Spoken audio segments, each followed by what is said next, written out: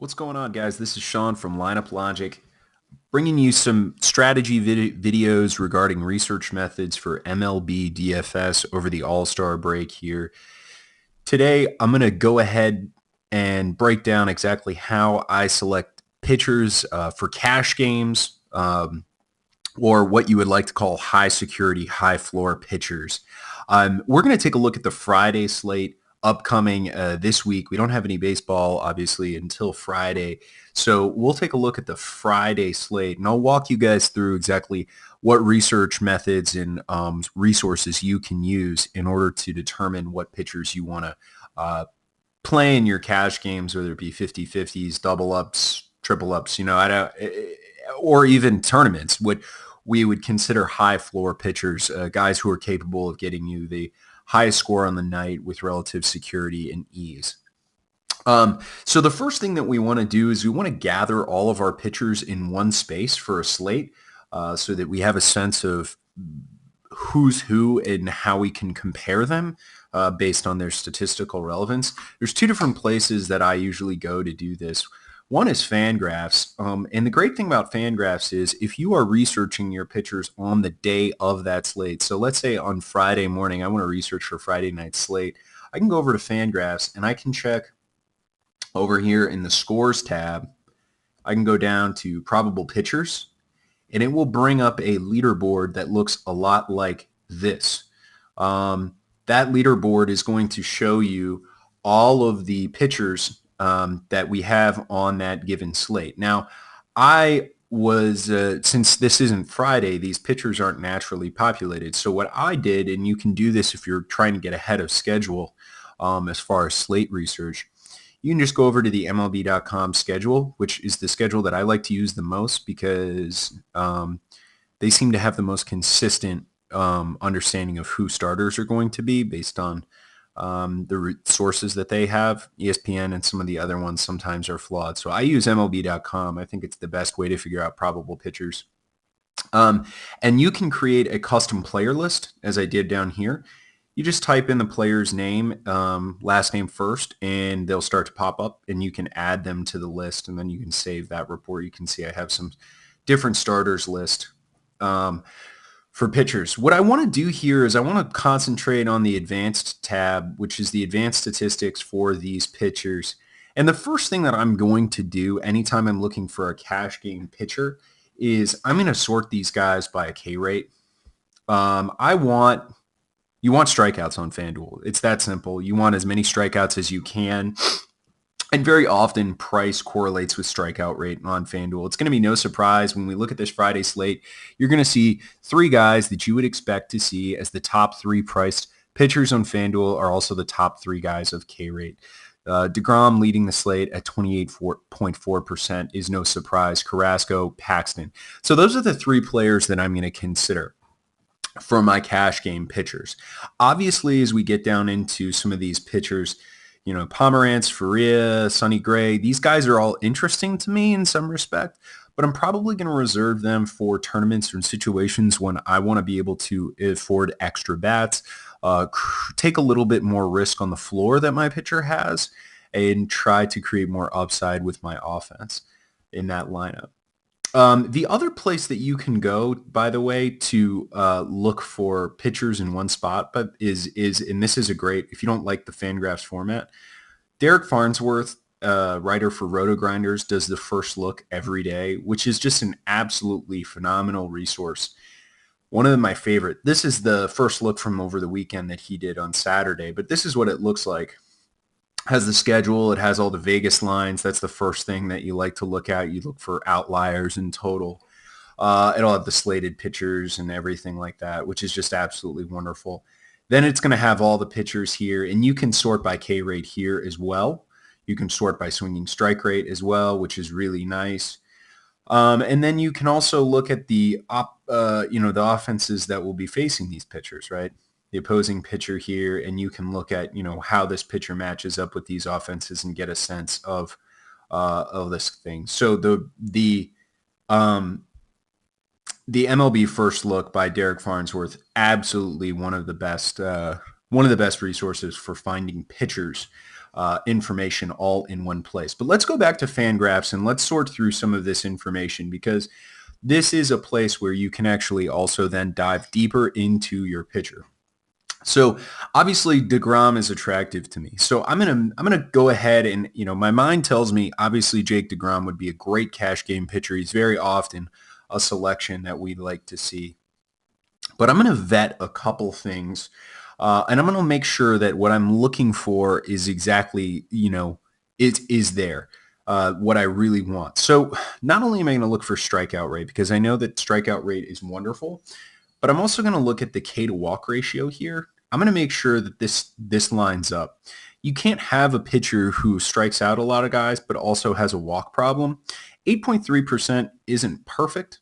Obviously, we'd prefer something a little bit lower. Carrasco at 6.5 is very good. And you go down here to a guy like, Jake Faria, that's ideal. Below 6% is excellent. You're looking for control, right? You want him to hammer the strike zone and use fewer pitches. So this walk rate isn't perfect, but a 20% K to walk ratio is pretty strong. And if we look at that, as we compare to the other numbers on the slate, that's second best. So that's pretty good. I'll take that compared to the other players on the slate. So K to walk ratio checks out. And I'm also going to look at xFIP and Sierra. Now, xFIP is expected field independent pitching, and Sierra is skill interactive ERA. These are sabermetrics that measure the quality of the pitcher in Degrom, regardless of the batted ball data and regardless of the fielding. You may be saying to yourself, well, why do I care about xFIP or Sierra? I don't even know what those things mean. Well, the great thing about Fangraphs is they're also trying to teach you what these things mean. And if you ever need to learn what those things are, you can go up here to the glossary and learn via pitching stats. xFIP right there is there. You can click on that, learn about what xFIP is. And the articles really are helpful. They'll tell you how to calculate it, which isn't really what we're interested in necessarily, but you can also learn how to use xFIP, which is really useful. You can see how we use xFIP, why we use xFIP.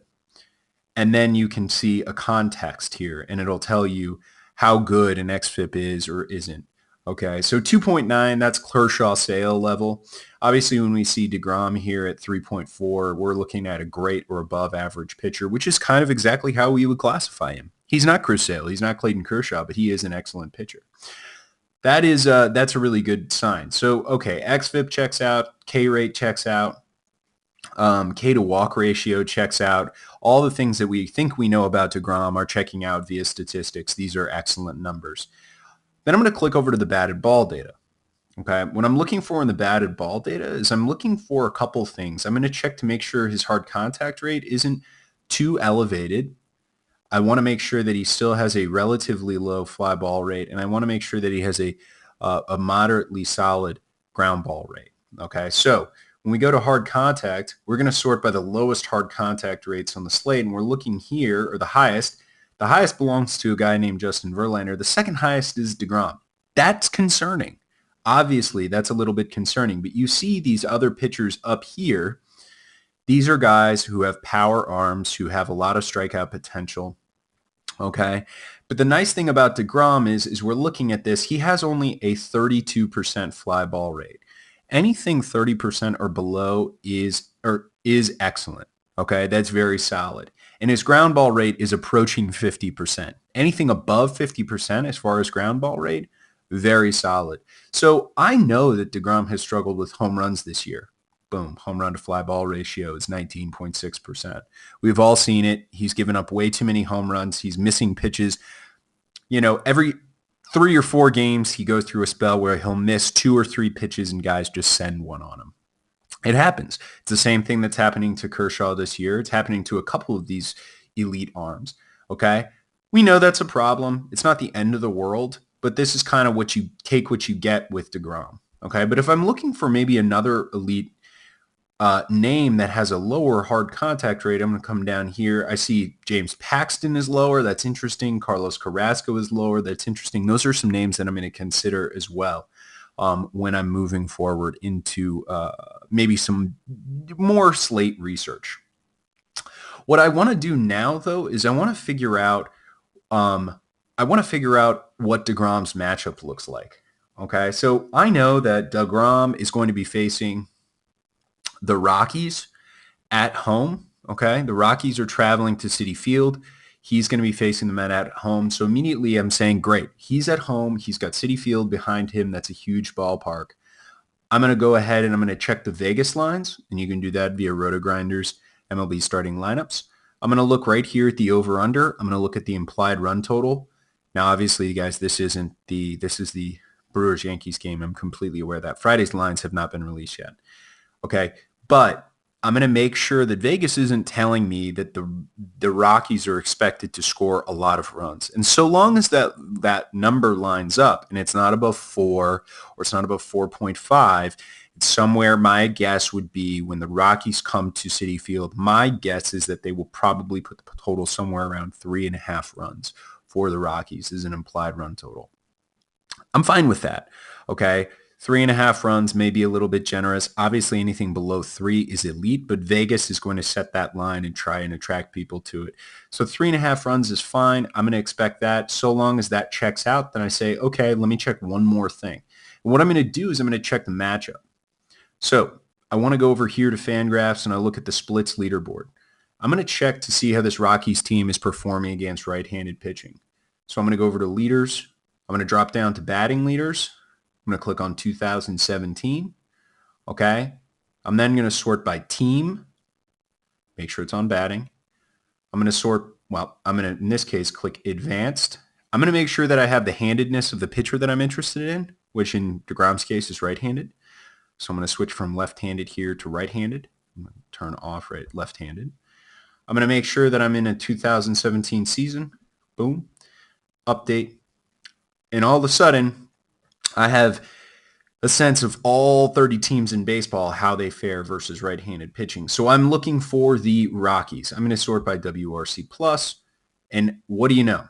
The worst team against right-handed pitching right now is, according to WRC plus, weighted runs created, which is a sabermetric that measures the kind of potency of an offense and their ability to create runs, is the Rockies. 77 WRC plus. I want to make sure that their strikeout rate matches up as well, that they have a decent strikeout rate. If it's below 20%, below 19%, then I'm going to start to be concerned. That's elite. That's where your Red Sox and your Astros are. Offenses that don't strike out give pitchers problems. 22%, 22.5, that's solid. We can deal with that. It's not, Padres level 26%. That's ideal. They're the worst in the league at striking out. But 23% is pretty solid. That means that we should expect Degrom to be able to get a decent number of Ks. His K rate at 27% or 28% is pretty good too. So we know that matches up. So all in all, Degrom, we know he's in a good matchup. We know he's got the statistical backing. There may be some hard contact issues, but he's got a great matchup. In fact, one of the best matchups for right-handed pitching on the board. So there's only one more thing that I want to do sometimes to do a triple check as far as this. And I'm going to go to Degrom's page. And what I'm looking at here is I'm making sure that his swinging strike rate is there. All this data that I already saw. These are the things that I'm concerned about. It's all right there. It's all exactly what I already know. But I'm going to look at his splits. I'm going to make sure that there's no serious problems or issues that he has when it comes to righties versus lefties. Make sure there's no holes in his game that the Rockies could possibly exploit. We know the Rockies have a lot of righties.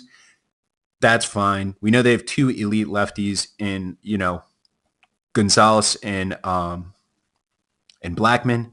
But we see his splits are pretty solid. A 309 WOBA to left-handed pitchers or left-handed bats is fine, but we know he's not going to face too many lefties. 289 WOBA to right-handers is very solid. Then I'm going to slide down here to the advanced tab, and I'm going to look to make sure that his XFIP runs clean, and that's pretty good. 3.7 XFIP is pretty solid against left-handers, and then I see it gets better against right-handers. I like that a lot. I'm also going to look at his home-away splits. I want to see how he does at home versus on the road. On the home splits, it looks like his walk rate is a little bit of a problem, but his K rate goes up and his home run rate goes down. So that's really good. We know that his problem is home runs, and we want him for his strikeout rate. So we see him at home in this matchup confirms exactly what we already thought, that Degrom is in a rock solid spot. So I am going to lock Jake Degrom into my cash games.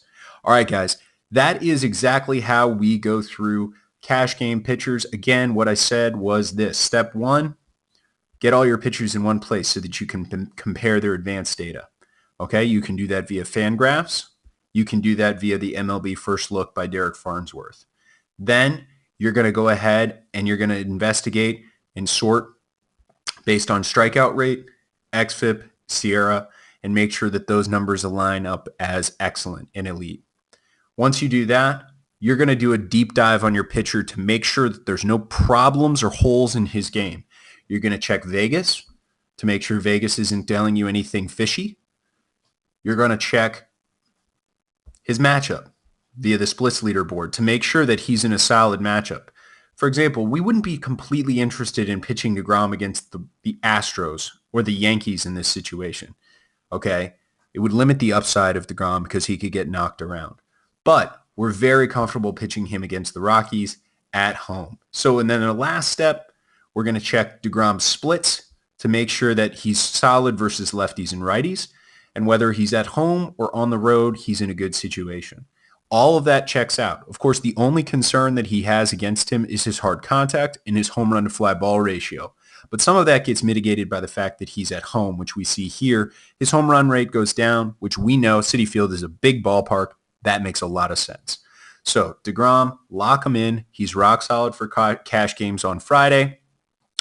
Following up this video, guys, I'm going to go through some advanced statistics and how I sort through and compare to find tournament pitchers with hidden upside. So check that video out here as well. Thanks for watching.